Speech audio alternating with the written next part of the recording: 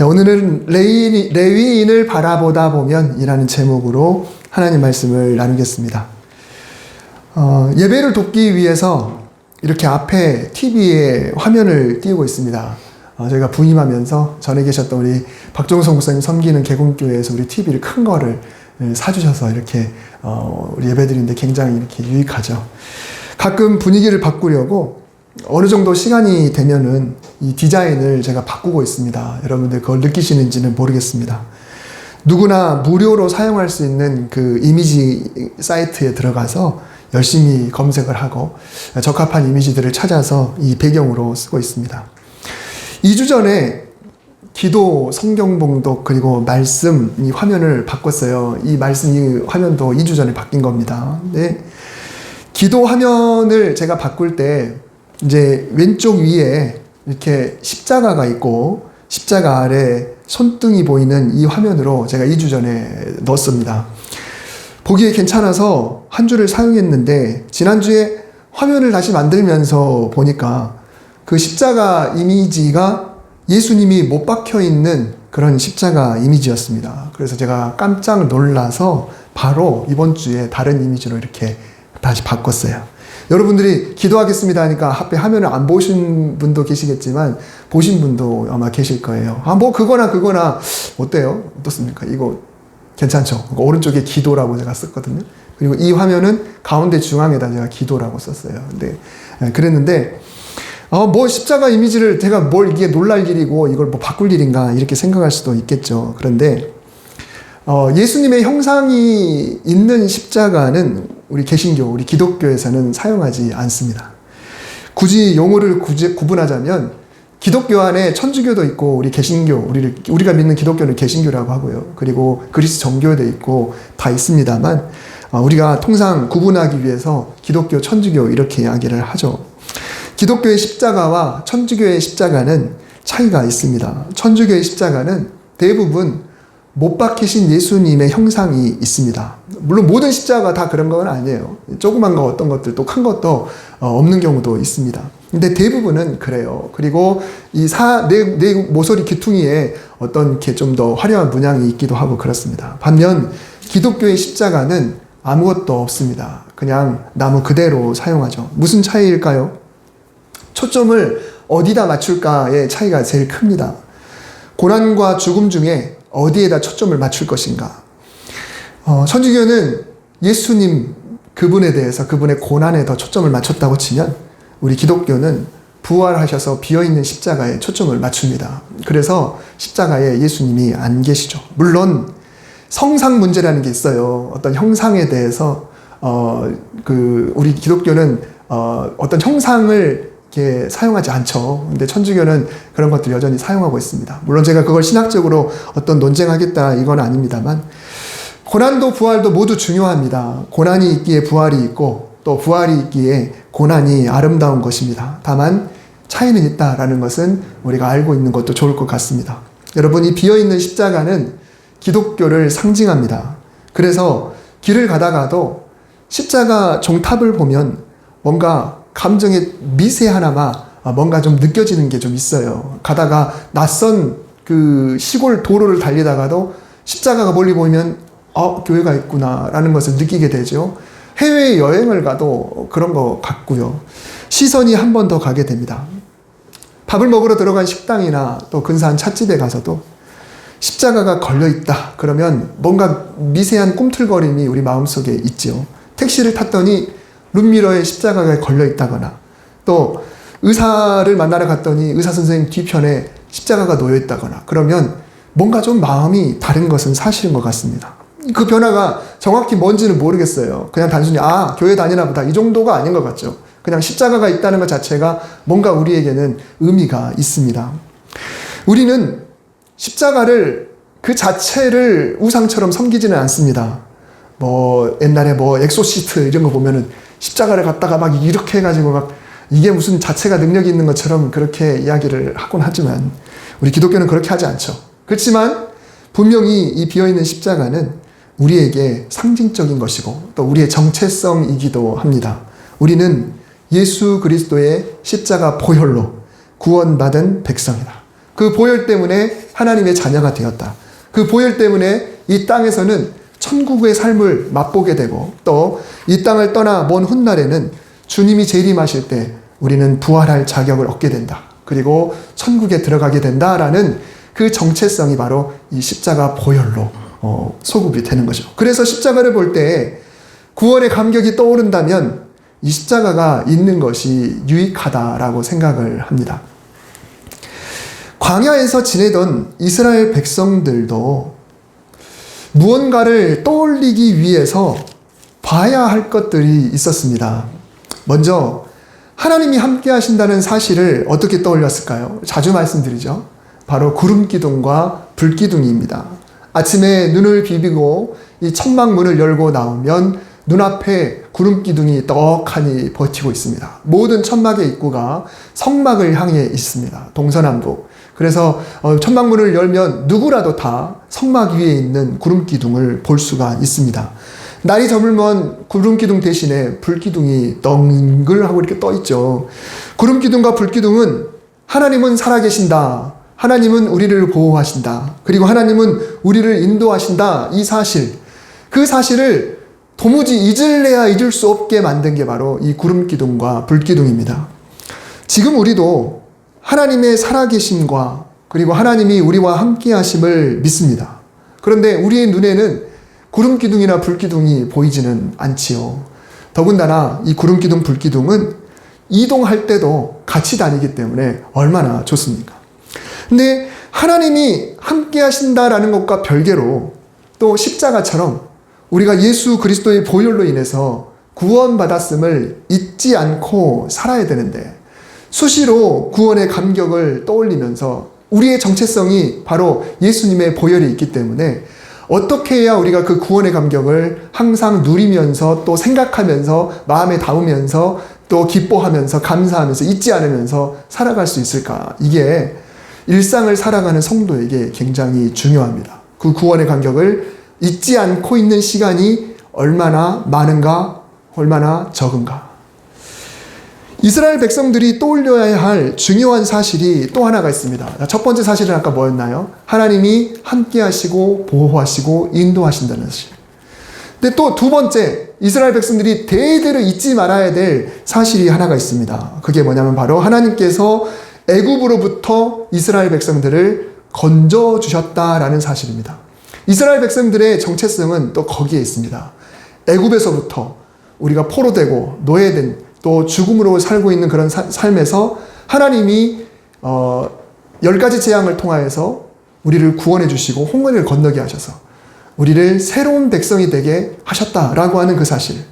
구름기둥과 불기둥과는 또 다른 애굽에서 노예로 살다가 죽을 목숨을 건져주신 이 사건은 이스라엘 백성들이 평생에 조상 대대로 후손들에게 또 물려줘야 될 그런 사실이다라는 것입니다. 애굽에서 구원받았다는 이 놀라운 사실은 언제나 홍해 이야기로 돌아갑니다. 하나님이 홍해를 건너게 하셨다. 훗날 이스라엘 지도자들은 어떤 중요한 일이 있을 때마다 백성들을 모아놓고 연설을 하고 선포할 때 늘 그 사건부터 돌아갔어요. 노예 신분인 옛사람이 홍해를 통과하여 새 사람으로 태어났다. 온 민족적인 세례의식과 같은 홍해 통과의 그 의식.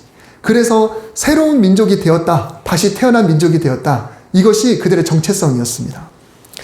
조금만 더 과거로 떠올리자면 하나님께서 이 애굽에 내리신 10가지 재앙 중에 마지막 10번째 재앙이 바로 구원의 이야기입니다.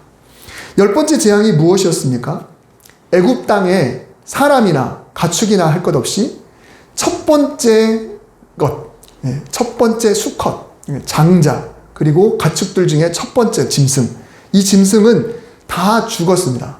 그런데 하나님께서 하나님의 명령에 따라 이 이스라엘 백성들의 그 집 문설주라고 하죠. 양쪽 기둥과 문설주에 어린 양의 피를 발라서 그 피가 발라져 있는 집은 이 사망의 사자가 넘어가 버리는, 그래서 유월이라는 말이 그걸 넘어갔다라는 의미에서 그게 유월이죠. 유월절이 그겁니다. 넘어갔다. 예. 우리 집을 통과했다라고 하는 거죠. 그래서 그 집은 장자가 죽지 않았습니다. 첫 새끼들이 죽지 않았죠. 그래서 언제나 장자의 죽음과 홍해 사건, 이 사건은 이스라엘에게 구원의 큰 사건이 되는 것이고, 우리가 오늘날 예수님을 통하여서 구원받았다는 것이 가장 중요하다라고 하는 것처럼 이스라엘 백성들에게도 그게 가장 중요한 사건이었습니다. 그래서 교육의 첫째가 10번째 재앙, 장자를 살려주신 하나님, 그리고 홍해를 건너게 하신 하나님. 자, 그런데 문제는 이스라엘 백성들이 이 사건을 늘 기억하기에 제일 적합한 장소가 어떻게 보면 홍해가 내려다 보이는 장소일 거예요. 그냥 거기 늘 앞에 살고 있으면 하나님이 여기를 건너게 하셨어. 그래, 하나님 우리를 구원해 주셨어. 이렇게 되겠지만, 그러나 이스라엘 백성들은 거기에 머무를 수 없잖아요. 이동을 해야 되잖아요. 이제 가나안 땅으로 들어가야 되고, 시내산으로 가야 되고, 거기서 율법을 받아야 되고, 그 다음에 북쪽으로 향해서 가나안 땅에 들어가야 되는 것이죠. 하나님은 당신이 백성들과 함께 하시고 인도하시고 보호하심을 깨닫게 하시려고 백성들과 함께 움직이는 그 상징, 즉 구름 기둥과 불 기둥을 주셨습니다. 이동할 수 있으니까 백성들이 홍해에서 멀리 떨어져도 늘 하나님이 우리와 함께 하신다는 것은 잊지 않을 수 있어요. 자, 그런데 하나님은 이스라엘 백성들이 구원받았다, 애굽에서부터 장자의 죽음에서부터 건진받았다, 홍해를 건넜다라고 하는 그 사건도 어떻게 하면 이스라엘 백성들이 홍해가 보이지 않는 곳에 가도 그 사건을 기억할 수 있을까? 이 중요한 사건을 어떻게 하면 잊지 않고 늘 감사하고 감격하고 마음에 새기며 살아갈 수 있을까? 이것을 하나님이 고민하셨다는 거예요. 그게 바로 오늘 본문의 내용입니다. 민수기는 백성의 숫자를 셌다라는 의미입니다. 한자 그대로 백성 민자의 숫자 수해서 민수기입니다. 그래서 영어로 넘버스라고 이렇게 나와요. 그래서 민수기 1장에 보면 이스라엘 백성들이 애굽 땅에서 나온 후에 2년하고 한 달이 지나고 그 다음 달 첫날에 각 지파별로 하나님께서 인구조사를 명령합니다. 그래서 이제 루벤, 시므온, 레위는 빼고요, 단, 납달리 이렇게 쭉 모든 지파들의 전체 인구가 아니라 전쟁에 나갈 만한 20세 이상 되는 남자의 숫자를 다 세요. 인구조사. 보통 인구조사하면 대부분 그렇게 장정의 숫자를 셉니다. 그리고 인구만 조사한 것이 아니라 그 조사한 숫자에 따라서 이제 지파별로 배열을 합니다. 행진할 때는 어느 지파부터 어떤 순서로 가라. 그리고 천막을 치고 머무를 때는 동서남북, 동쪽은 어느 지파, 서쪽은 어느 지파, 이렇게 다 구분을 합니다. 이게 이제 민수기 오늘 본문의 앞쪽에 나왔던 그런 내용이에요. 그런데 이렇게 지파의 인원을 세라고 할 때 일단 하나님이 레위 지파는 숫자를 세지 말라고 명령했어요. 레위 지파는 일단 세지 말고 나머지 지파의 숫자만 다 세. 그래서 왜 레위 지파는 숫자를 세지 말아야 되는가? 우리가 알다시피 레위 지파는 아론의 가문처럼 제사장 역할도 해야 되고, 그리고 성막을 돌보는 역할도 해야 돼요. 그런 역할들을 하게 되는데 전쟁에 나가지 않습니다. 그래서 전쟁에 나가지 않기 때문에 레위인은 일단 숫자를 세지 않습니다. 나머지 지파들은 가나안 땅에 들어가면 자기들의 영토를 갖고 이제 살아가게 돼요. 각 지파들이 분배받은 영토를 차지합니다. 그러나 레위 지파는 어떻습니까? 자기들끼리 따로 영토를 크게 차지하지 않습니다. 레위 지파는 어떻게 하냐면 성막이 있는 이 실로의 주변에 마을을 형성해서 몇 명이 있고 많은 수가 있고 나머지는 각 지파로 흩어져요. 각 지파로. 그러니까 레위 지파가 한 곳에 모여있지 않습니다. 각 지파로 흩어져요. 거기서 각 지파들이 하나님께 예배드리는 것을 돕는 역할을 하는 거예요. 거기서 제사장 역할을 하는 사람이 있고 거기서 제사 드리는 기구를 돌보는 거예요. 그러니까 성막은 하나지만 그러나 각 지파의 땅에도 하나님을 예배할 만한 장소들이 있습니다. 물론 이스라엘 백성들이 타락한 후에는 그 장소가 우상을 숭배하는 장소들로 바뀌게 되고 그래서 산당이 돼버리고 그런 일들이 벌어지게 되지만 일단은 그렇게 하는 겁니다. 예를 들어서 국가가 여기 면장을 보내고 이렇게 하는 것처럼, 그리고 또 교회가 시골의 교회가 하나가 있으면 그 교회로 목회자가 오는 것처럼 각 지파들이 흩어져 있을 때 레위 지파들도 그렇게 르우벤 지파를 담당하고 르우벤 지파의 어느 서군을 담당하고 이런 식으로 다 파송이 돼서 흩어지게 되는 거죠. 그러면 이스라엘 백성들은 레위인을 어디서 볼 수 있나요? 물론 당연히 성막이 세워져 있는 곳에 오면 레위인을 많이 볼 수 있겠죠. 그렇지만 자기들이 살고 있는 곳에서도 얼마든지 레위인을 볼 수가 있습니다. 레위인은 복장도 다르고 또 늘 거룩하게 이렇게 살아가게 되죠. 언제든지 수시로 볼 수 있습니다. 자, 하나님은 이 레위인들을 따로 구별하실 때 특별한 의미를 담고 싶으셨어요. 그래서 오늘 본문 12절에서 13절에 보면은 하나님이 이스라엘에 태어난 모든 사람을 대신하여 레위인을 지명하셨습니다. 특히 첫 번째 태어난 자는 다 하나님의 것으로 삼으셨는데, 왜냐하면 이 본래 첫째는 원래는 어떻게 됐나요? 원래 광야에서, 그 애굽에서 원래 첫째는 다 죽습니다. 원래 첫째는 다 죽어요. 그게 원래 사실이 기정사실화 되어 있는데, 그런데 하나님께서 어린 양의 피로 구분하여서 그 첫째를 살려주셨죠. 살려주셨다고 해서 그 생명이 본인 것이냐? 그게 아니라는 겁니다. 이 생명은 내가 취할 거야 라고 하는 건데, 너는 내가 생명은 안 취했지만 여전히 너는 내 거야 라고 하는 그 의미가 담겨 있어요.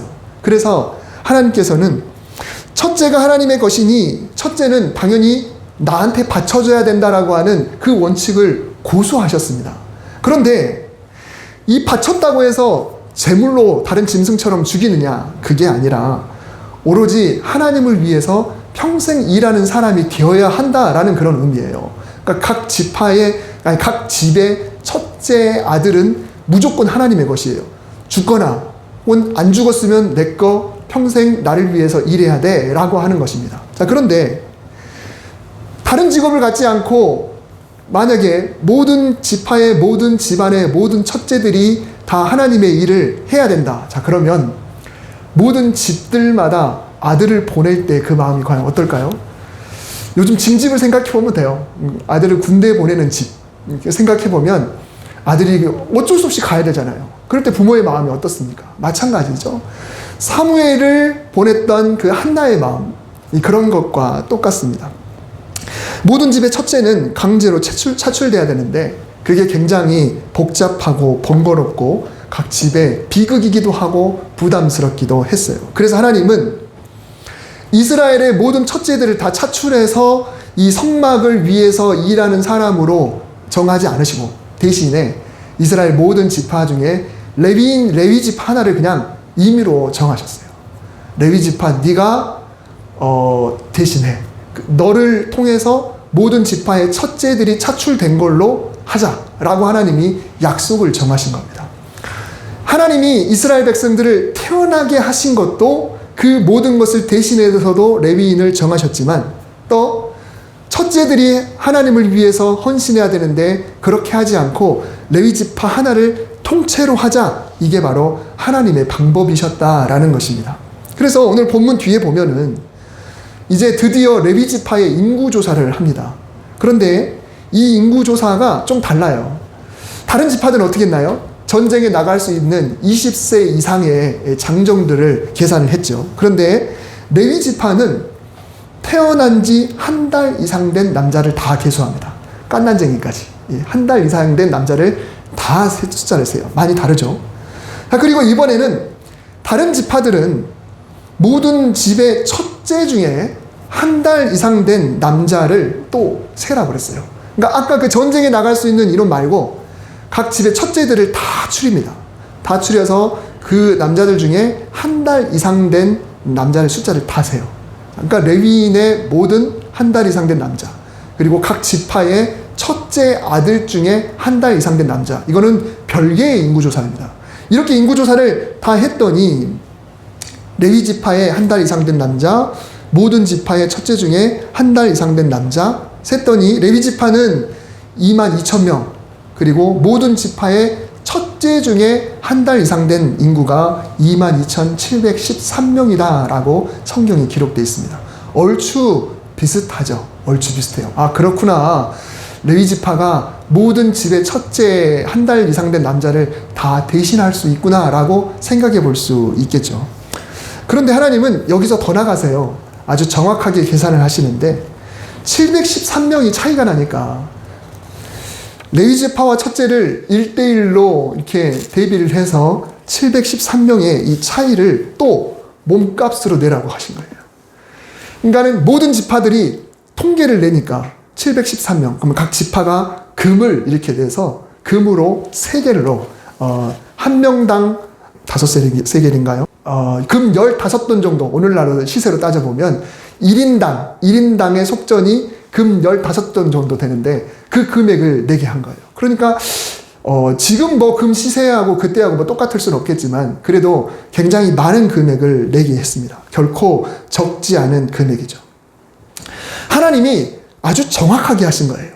한 명당 한 명당 대비하고 남은 숫자도 돈을 내서 성전에 그것을 바치도록 그렇게 이야기를 했다는 겁니다.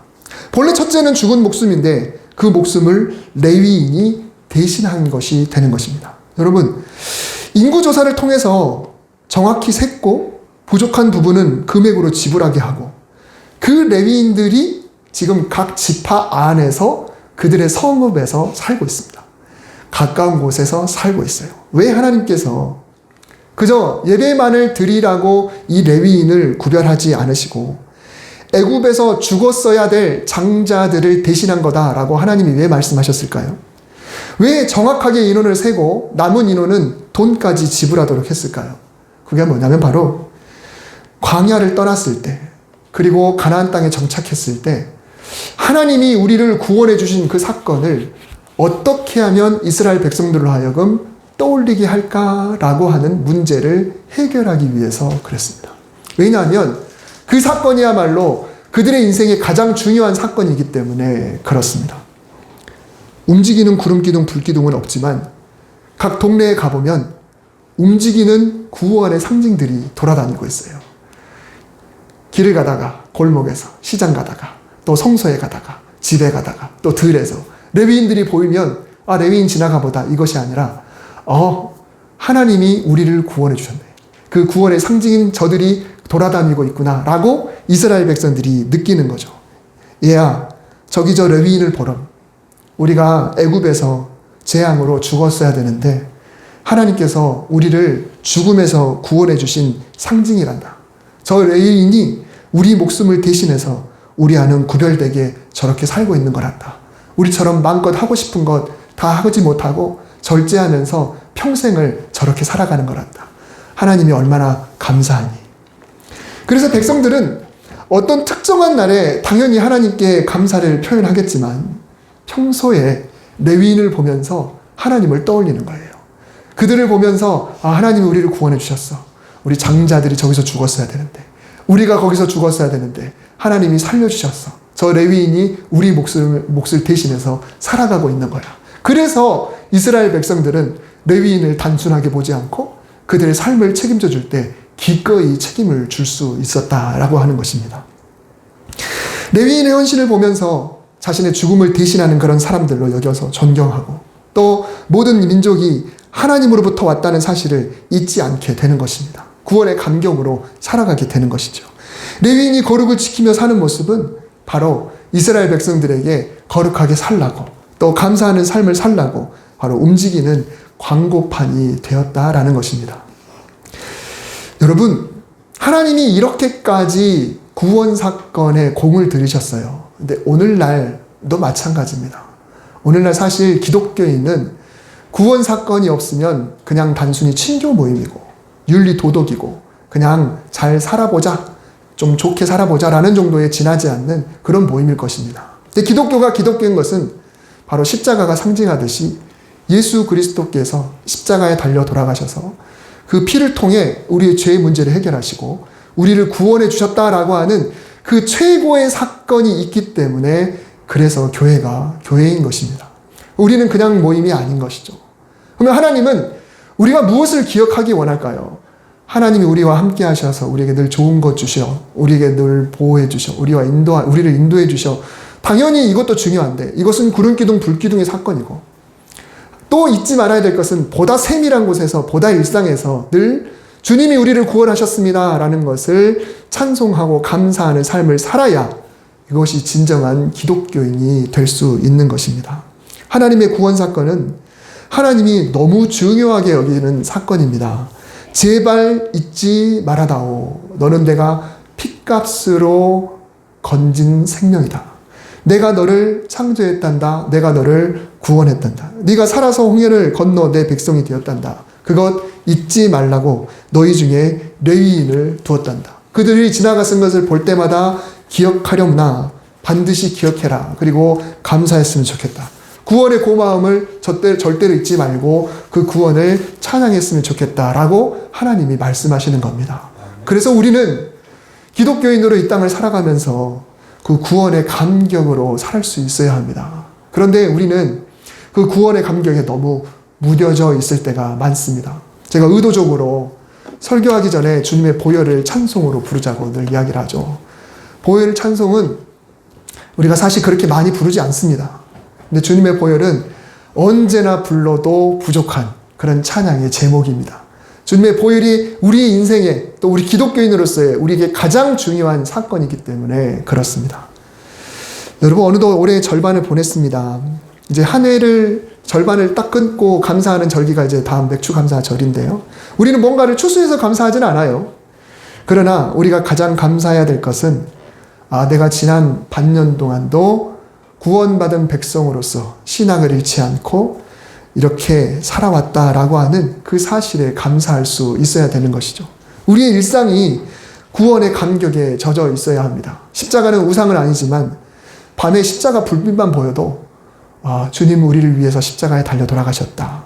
교회에 들어와서 정면에 있는 십자가만 보아도 그리고 우리가 찾아가는 어떤 사업장의 십자가들만 보아도 절대로 가벼이 넘겨서는 안 되는 게 바로 예수 그리스도의 희생입니다. 그 구원의 감격이 우리 일상에서 늘 찬양으로 고백되어질 때 하나님이 우리를 기뻐하실 겁니다. 레위인을 하나님이 그런 엄청난 의미로 삼으셨구나. 그리고 그 레위인을 각 지파 구석구석에 하나님이 보내셨구나. 혹시라도 그 구원의 감격을 잊을까봐 하나님이 그렇게 하셨구나. 오늘 일상에서 그 구원의 감격을 잊지 않고 늘 감사를 올려드리는 저와 여러분 될 수 있기를 바랍니다. 주님 우리를 구원하셨습니다. 할렐루야. 기도하겠습니다. 하나님,